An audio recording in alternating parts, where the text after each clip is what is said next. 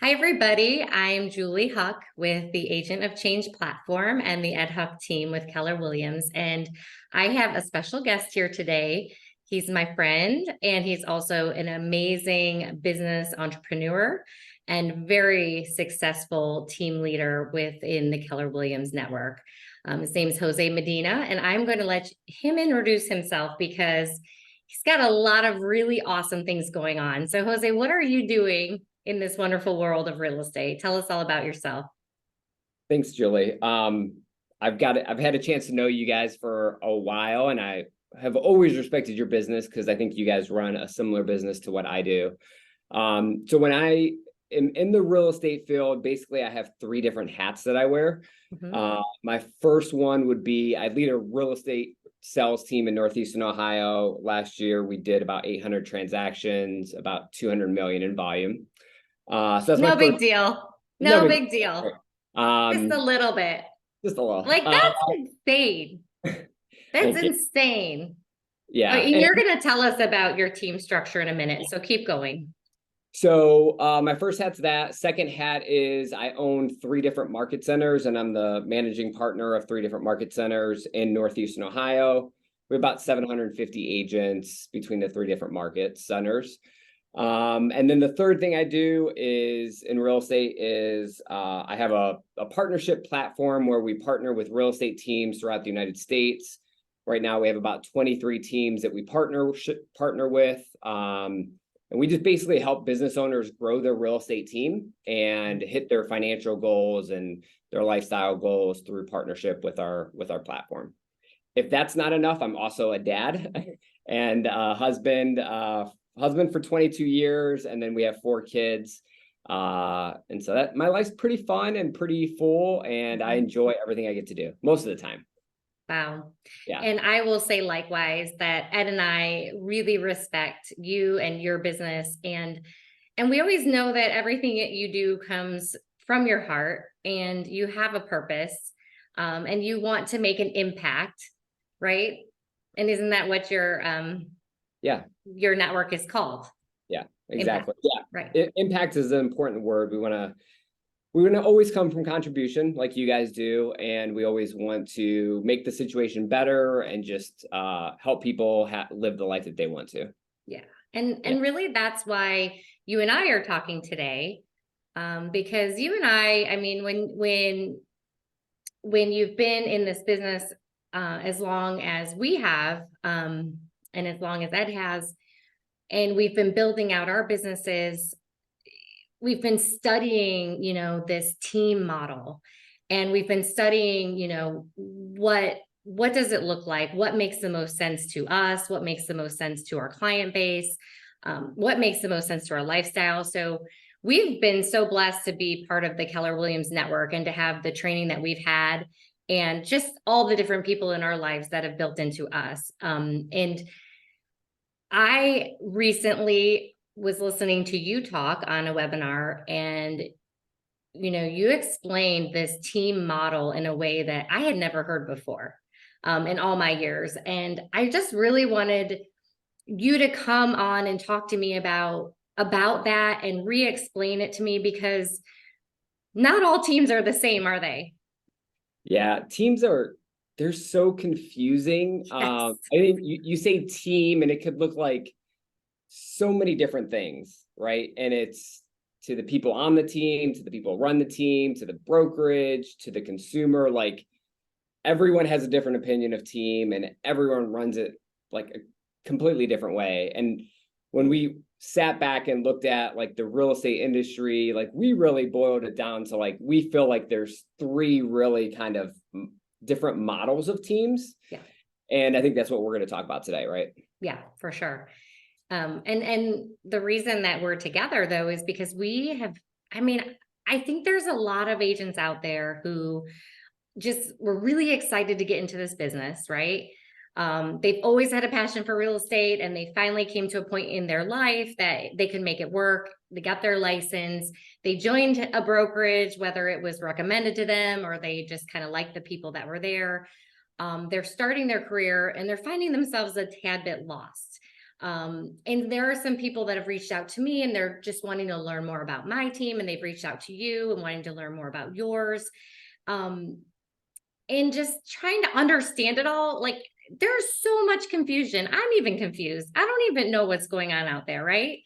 And so like when you boiled it down into those three models of teams, it made so much sense to me. And I think everyone just needs to understand this. I think that it's just something that as real estate agents in this new world of, these big teams and the big business that exists, that we should all understand it. And it's going to really help people to understand it, because then you can decide, where do you fit in?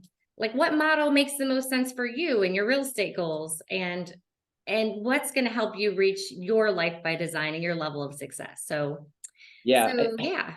Sometimes I feel like the real estate field is a lot like Oprah. Have you ever seen that Oprah where it's like, you get a car, you get a car. Like the real estate field's like, you get a team, and that's just basically how it is. And I think before we jump into the three models, I think there's like three asterisks that I think that if you're thinking about a team, or you're thinking about, do I need to take my team and do this? I think there's three things that we really probably should give like a base level with. Okay. The first one I think is like, this is so popular in real estate, is that we always are looking at like everyone's numbers, right? And, they sold this many units, or they sold this much in volume. And I think I've seen so many agents and so many teams really get lost searching and like competing against things that don't really matter. And I think if you're going to start a team, I think that you need to define what your success looks like, not what someone down the hall is doing or how you can compete with someone else. But I think defining your success means like, when all this is done, what do I really want? Do I want passive income? Do I want to build opportunities for others? Do I need a certain profit level? What do I want my client experience to look like, right? And so I think so many times agents are caught looking to the left and to the right at what other people are doing, that they never really like actually stop and say, this is what I want. Like, this is what I want my business to look like. This is how I want to fund my life. This is how I want to help others. I think that's the first thing. Like, if you're going to start a team, like, you really should probably start there, or else you're going to get sidetracked really quick. Mm-hmm. I agree 100%. And I know that there was a turning point when Ed and I were building out our team. Ed had built his team out. And then when I joined him 15 years ago, there was a turning point a couple years in where we were like, what are we doing this for? Like, we had to really stop and think like, hey, me and you could just sell real estate and have an assistant and probably make more money than we're making now. Because what a lot of people don't realize is, you do have to take some steps back to take the steps forward. But, we did work through that and come to the realization that, we did have a purpose, and we were gifted with certain skill sets. And we did feel like we could build this and help others through it. So that's what kept us going. But otherwise, what's the point? Not just to have a team. You don't have a team just to have a team, right? It doesn't make sense. And you actually lose money. Yeah. Well, that's actually my second point is, oh, good. like, for when you're starting a team, if you're thinking about it, like, you really need to understand the profit level numbers, because you take a single agent off of their GCI. I mean, the reality is you could be upwards of 80 to 90% of your GCI could fall straight to your bottom line. I know agents that are running 90% plus. Mm-hmm. Single agents that almost everything they make goes to their bottom line.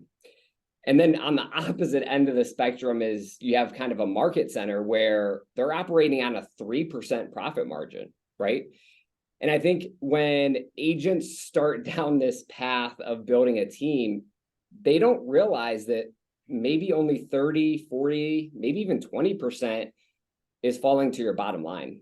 Right. And I think they can easily look up and be like, kind of what you and Ed said, like, does this really make sense? Like, you can make a lot more money if it was just the two of us, or just us and an assistant. And I think you need to have a clear understanding of that before you sign up to take on people and to sign up to take on a, admin and all the things, because it is very expensive to run a team. And I think people underestimate that all the time, and they get frustrated a year into it and they're like, this isn't worth it. I'm just going to go back to being a single agent. I know I've seen that before. I'm sure you have too.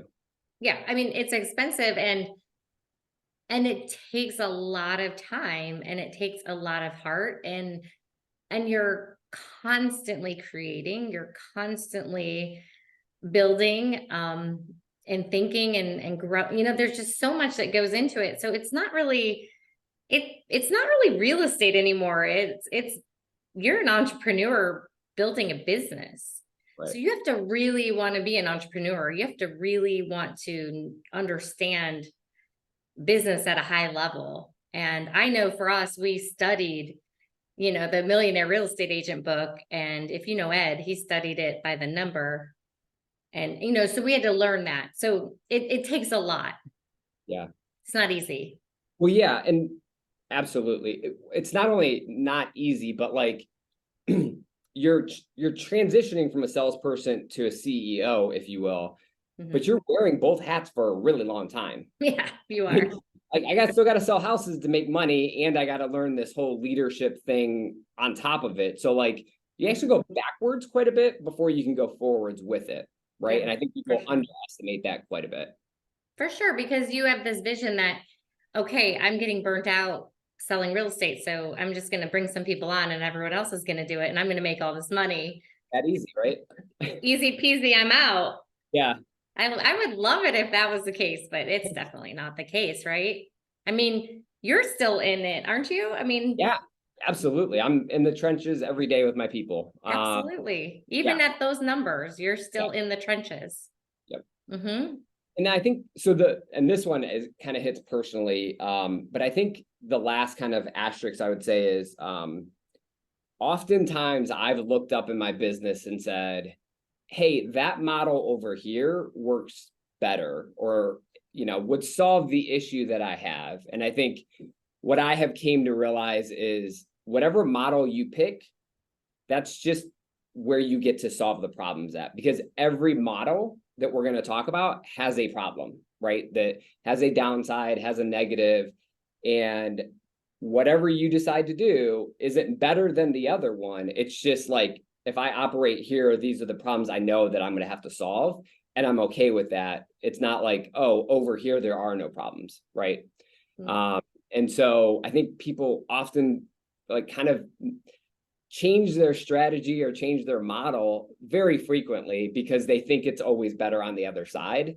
That's just not the case. Like you just have to figure out what problem you want to solve, and that's where you want to live at. Mm-hmm. It's very tempting. Yeah, very tempting, right? Very tempting. Yeah. So you want to jump into the models? Yeah, let's do it. Sounds great. So you and I both know the first model is the group model, which is, I jokingly call this kind of like a glob. It's just a group of agents. And the kind of the characteristic of a group model is they typically are pretty high splits, right? They're not following MREA, but it's pretty high splits. MREA is the Millionaire Real Estate Agent model, which everyone has access to, and it is written by Gary Keller. So go on. Sorry. Yes. And oftentimes they can be characteristic of like a body shop where they're going to have a bunch of agents, right? And when I say a bunch of agents, it's not 5, 10, it could be 30, 40, 50 agents on their team, right? And in some ways, it's really kind of like a mini brokerage or a brokerage inside of a brokerage, right? Mm-hmm. I think oftentimes because they're giving higher splits, their value proposition oftentimes isn't really that high, right? Because if I'm operating on a very small margin, I can't give a lot of value necessarily. So especially in our markets, there's a couple of these kind of bigger players, if you will, that are out there. And I think some of the pros are, if you're, and you can speak into this too, but like if you're giving a very high split, it's pretty easy to attract to, right? Yeah. Like That's the conversation everyone wants to have, is around split. Uh-oh. I think we have a little bit of a technical difficult. Oh, there you are. Okay, keep Okay. going. That's all right. Yeah. So the other thing I would say, like, they also have a very loose standard, Yes. right? Like Mhm. for the way that we run our teams, like, you don't miss team meeting, right? Unless you're in the hospital, unless there's something majorly going on, like, you don't, we have our team meetings and you don't miss them. I think in a group model, it's very, like, you can come to the meeting or not come to the meeting. I think cultures kind of loosely held there. They don't have the same cultural standards. Right. I think and I guess either one of those, you can say that's a pro or a con, just depending on what you're looking for. That's right. Right. Yeah. And I think also, like, they have a lot less overhead than what some of these other models have, right? Because if all your focus is just recruiting and bringing in agents and you have a high split, you don't have a lot of overhead. You may only have 2 to 3 admin for 50 agents, right? So it's a different model where you just don't have a lot of overhead. You don't have a lot of expenses for leads and all of those type of things. And then some of the cons are, like, when you're operating on that type of model, your margins, it's a numbers game, right? Your margin is going to be just a lot less. Yeah. You're always like a brokerage, always just needing to attract more and more agents because they're going to also rotate in and out. Yep. More frequently. Yeah. I mean, it's really almost a brokerage model where you got to gross a certain amount, you got to net a certain amount. And at the end of the day, you really have to have your recruitment arm of your business pretty strong. And spend a lot of time building that out and making sure that you're always bringing in enough people to make sure that that volume's still up there. Yeah. And speak to it from, like, an agent looking at that team versus someone wanting to start that team. Right. So, like, yeah, I guess a pro would be higher splits. versus higher splits. I think those teams do well when the agent understands what they're signing up for. I think a lot of agents want to join a team because they need leads, right? And so if they go to this model and they're like, oh, I need leads, and it's not clearly defined that we really don't have leads or we don't give out a lot of leads, then that's where the agent can become frustrated, right? As long as they know that up front, then that's cool, and they understand what they're signing up for and why they're getting the higher split. And also, if an agent wants to join a team because they need leverage and they don't realize they're not really going to get a whole lot of leverage in that kind of model, because their splits are so high. I mean, if you're taking away all of that commission, then there's no way that team owner can afford to pay multiple admin and marketing and all the things that go into the leverage that you're actually seeking, So I think as long as you understand the value proposition and what you're clearly getting for your 70% or 75% or whatever the case is, I think that an agent can do well there if they understand what they're signing up for. Yep, absolutely. The specialist model, so that one's kind of near and dear because my home team, we run that model. So the specialist model is where it's straight from MREA, Millionaire Real Estate Agent. And we have a listing agent, we have a buyer agent, and then we have a bunch of staff, ISAs, all of the things. And it's a full-blown, like, real estate team. There's usually not a lot of team members. And so your average, production per member is pretty high. Like, we're running, our average right now is about 35 transactions per team member. Yeah. We Us have too. Yeah, we're very similar. Yeah. And like, we have one listing partner. He did 90 I think 95 to 100 transactions last year. He does that on a consistent basis. We have a couple buyer agents that do 40 to 50 on a very consistent basis.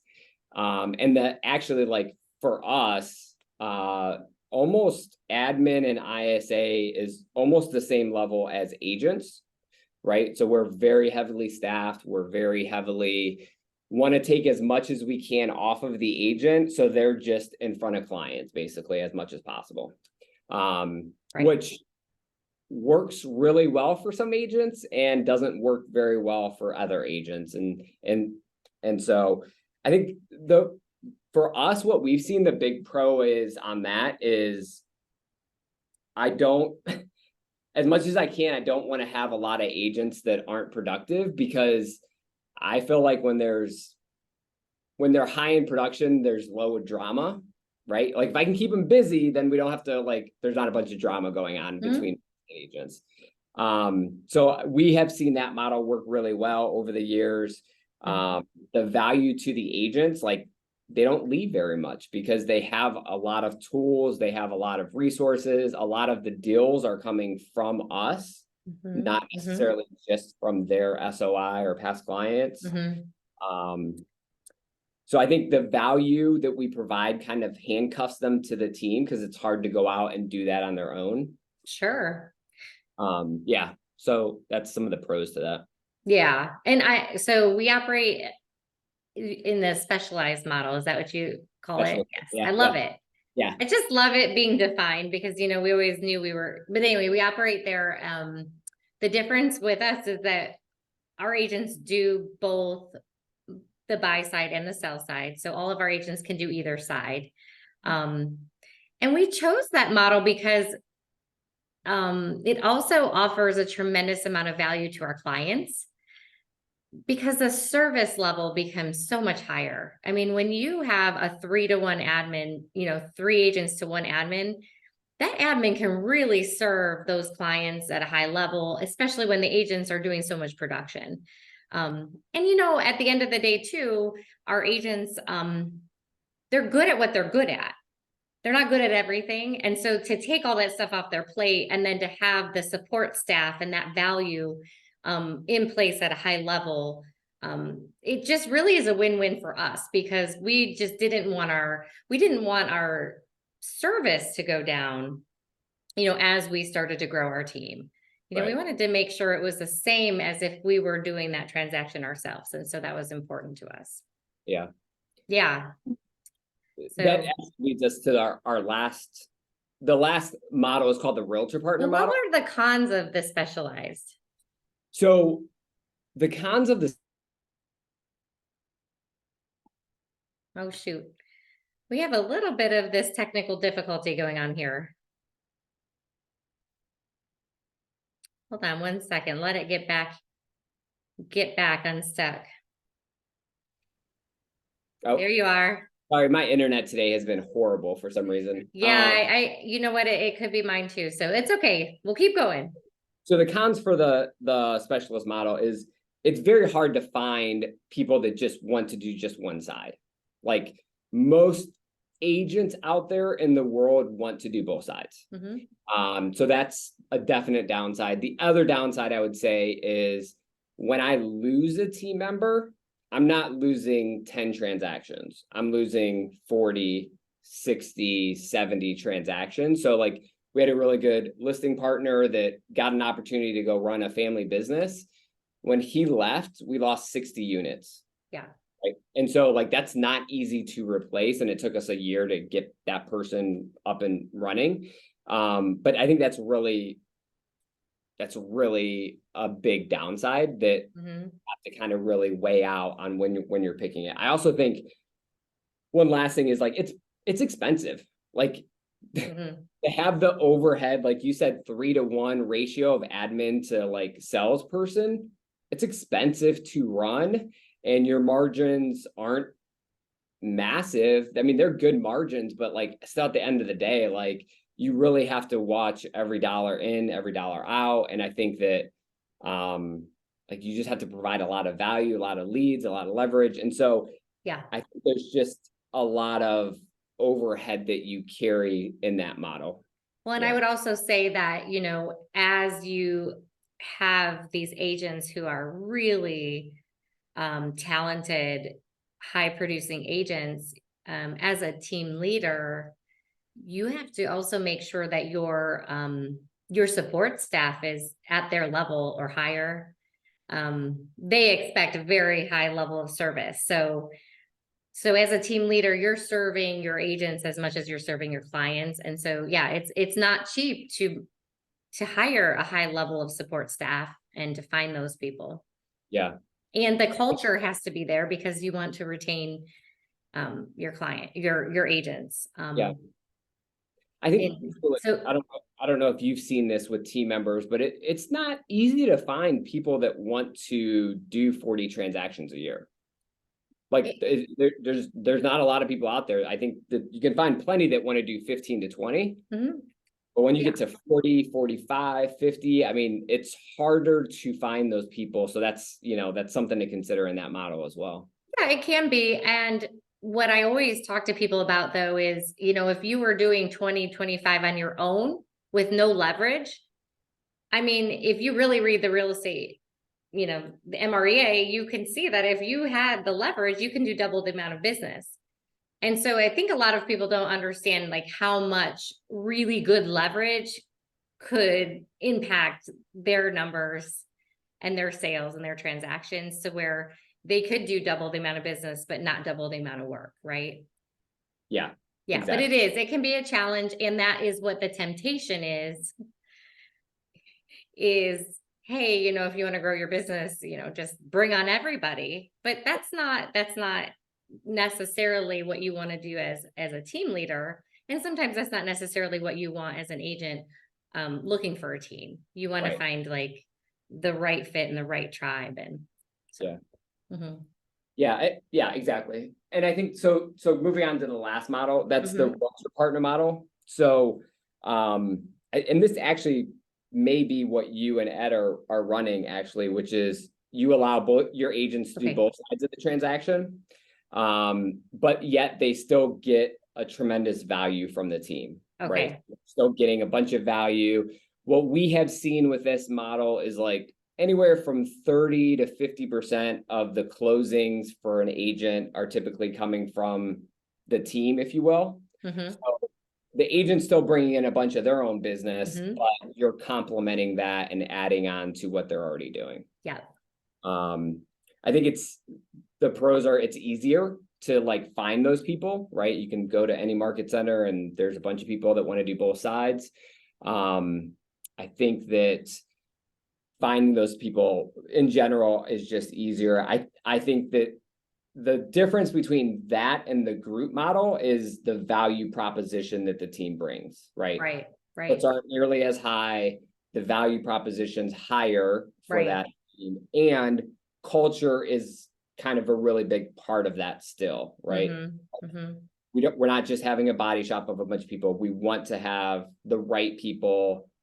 More isn't better, better's better kind of concept. Yeah. And I think that's definitely part of the Realtor partner model. Yeah. What is the last one called? Realtor partner model. Realtor partner. Yeah. So it goes group, specialized, and realtor partner. Yeah. So yes. So actually you are specialized and we are realtor partner. So I apologize. I was wrong. See, that's why you're here. I have so much to learn and I could talk to you all day long and learn from you because you are really incredible in your business entrepreneurship. Okay. So those are the three models and those are the pros and cons for all three models. What else can you say about, if you're speaking, so we're talking to two different people here. We're talking to our agent friends who either want to join a team or our agent friends who are thinking about building a team. And maybe a third person who has a team and is like, what the heck am I doing? This is really stupid and I don't want to do this anymore. Sure. So what kind of advice do you have for those three? I think for all three of those, I think that you need to disconnect from social media, disconnect from other outside influences, and decide really what you want out of this real estate career. This real estate career could be a very amazing thing, and you could take it so many different ways. And there's so many influences out there trying to tell you what you should be doing and the steps to be getting there and blah, blah, blah. But at the end of the day, one of the things I love about the real estate career is you can define success in a lot of different ways. And success could look like, I'm a teacher and I do this part-time and I do 10 transactions a year, and that's success to me. Yeah. And it could be the opposite end of the spectrum of I own 8 brokerages throughout the United States, right? And so figure out what you want as a team leader, as a team member, and then pursue that, understanding this metrics that we just talked about with the different models, like build it from there, depending on what you're looking for. Absolutely. And so I know that a lot of times, throughout this process, we've had our struggles. What would you say your biggest struggle has been? In how much time do you have? How long do we have, Julie? Yeah, you have a meeting, you got to go. Yeah. So, I mean, it sounds so cliche, but I think at the end of the day,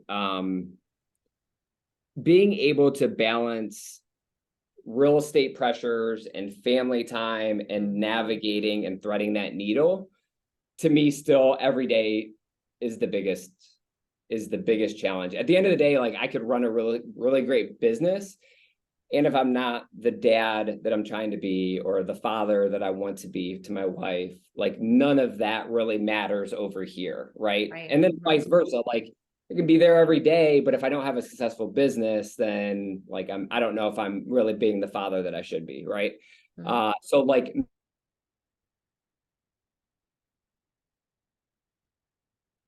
well, we have some more technical difficulties here. Gosh, our internet today has just been not great. Hold on a second. I think he'll come back. There you are. all right. Oh, So- you're going so strong. Okay, keep going. So, We're like, almost done.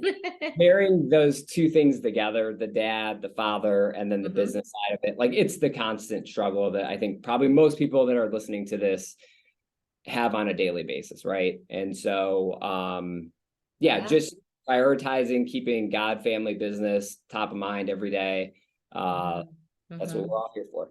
Yeah. And what would you say your biggest joy has been in just all of the business creation you've done and building and I mean, there's a couple. I think changing my family tree, my financial family tree has been huge. And I would say probably second to that would be the opportunities for people that have been with me for a long time. Today we're celebrating 15 years for one of my team members that have been with me. I have probably half a dozen people that have been with me for over 10 years. And so just being able to see them, take them on this financial journey with me has been very exciting.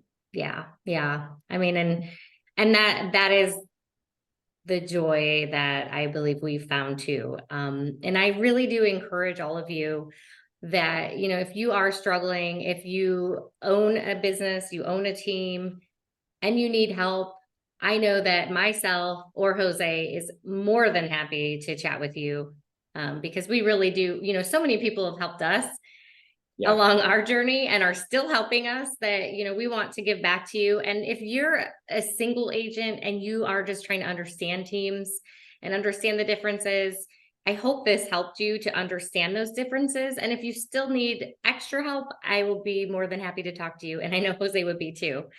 We both have opportunities for you. And we just want everyone to be in a place where you can use your gifts and you can really thrive and do what you were created to do. We don't want to see any of you struggling. And we know that there are a lot of opportunities in this industry for you. So thank you so much.